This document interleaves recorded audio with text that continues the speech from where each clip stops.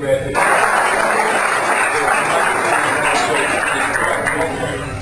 know, a lot of people talk about hip hop and rap as if it's the same thing.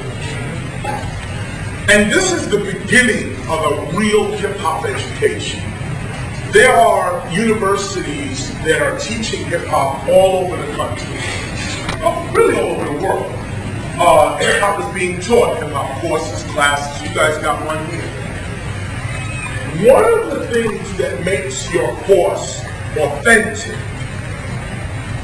is when you leap off of the book and into real life.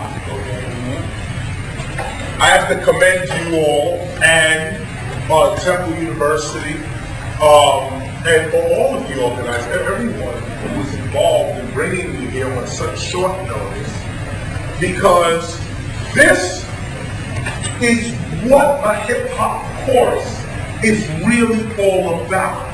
And I'm going to explain this to you very quickly. Those that are taking notes, if I say something and you want me to repeat it, just shout that out. Say repeat it. I'll say it again. I'm going to run through dates, addresses, times, names of people, and how this movement came to be what you are seeing. I'm going to give you 34 years of history in about 20 minutes. Let's get started. 1970, the Vietnam War is going on. The civil rights movement is at its peak. A gentleman by the name of J. Edgar Hoover is head of the FBI, Federal Bureau of Investigation, sometime in the 60s, 65 down. Also, as a side note, 1967, George Bush was head of the CIA. Side note. In these late 60s, the FBI issued something called a counterintelligence program. The counterintelligence program was supposed to be the FBI's way of checking up on and breaking apart social organizations, women's groups, civil rights movement, what they believed the communists were, a workers' rights movement, unions, this kind of thing. J. Edgar Hoover was out to destroy that. When he got to the black community, documented evidence, FBI records show and state that he was looking for, I'll quote, a black messiah. The FBI, with all their millions and all of their technology, said that when it comes to the black community, what we are looking for is a black messiah. Those are the words, quote. They looked at Malcolm X, they looked at Martin Luther King, Kwame Ture, or then Stokely Carmichael. They're looking at all of these people rising up, and they just start making plans to get rid of that. Not so much because these people were a threat to the United States, but because what they stood for inspired you. This is the real argument. The fake argument is Martin Luther King was killed because he was black. You know, they shot Malcolm because he was black. No.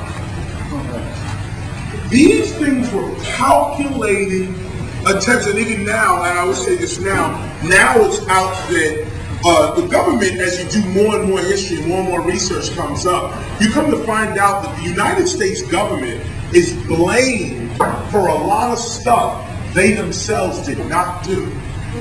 That when you reach a level of power in this country, you can do stuff and blame it on the United States, blame it on the Justice Department, blame it on the Board of Education, when in fact there are groups of people with interests contrary to yours. It's just that simple. Some are black, some are white, some are mixed, some are, and when I say mixed, I mean some groups acquire an Asian African connection. It ain't got nothing to do with whether I'm African or whether you're Asian. I'm trading rice with you. I'm trading peanuts, corn, and other agricultural goods with you. I'm depending on you, you're depending on me, but we are manipulating the society for our good.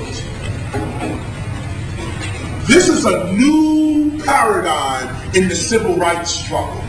Hip-hop starts off in the Vietnam War, counterintelligence program, and trying to get rid of our mothers and fathers. We're born in that. This is where we start. Right here. We're born in that.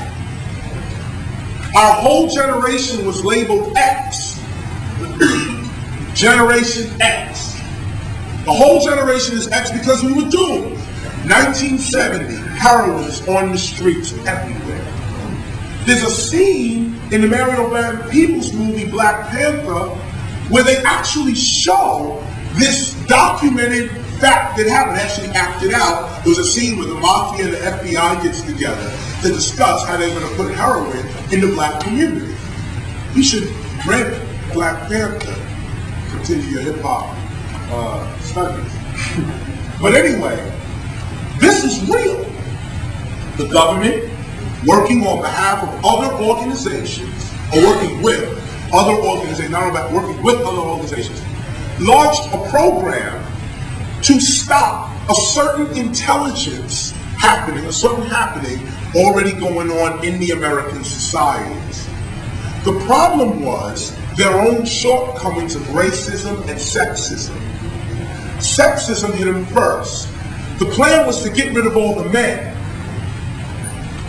assuming that women had no power and that without a man they would crumble. Hip-hop has defied that law. We don't even discuss it no more. It's an old argument. If you're a single parent, now it don't mean nothing. Now, it's actually better to be a single parent. There are more resources in society for the single parent today than there are for the family.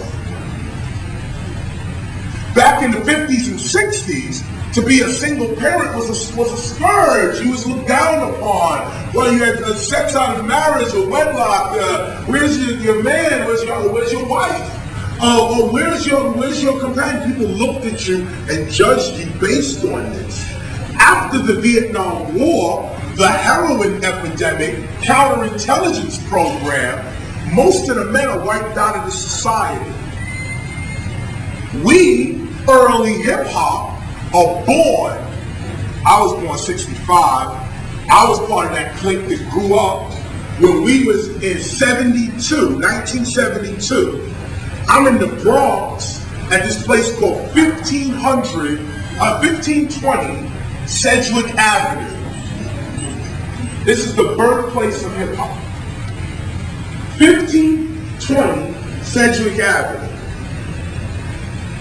A guy named Cool DJ Herb used to play in 1500 Sedgwick Avenue in the Bronx. There was a park next to that building. And actually, we really lived in 1600. But everybody from 1600 and 1520 played, stayed over everybody's house, this, that, and the other. There was a great relationship between these two projects. And there was a park in the middle of that called Cedar Park. 1972, heroin is all up in this park. Fiends are nodding. The hot record was James Brown. Get on the good foot.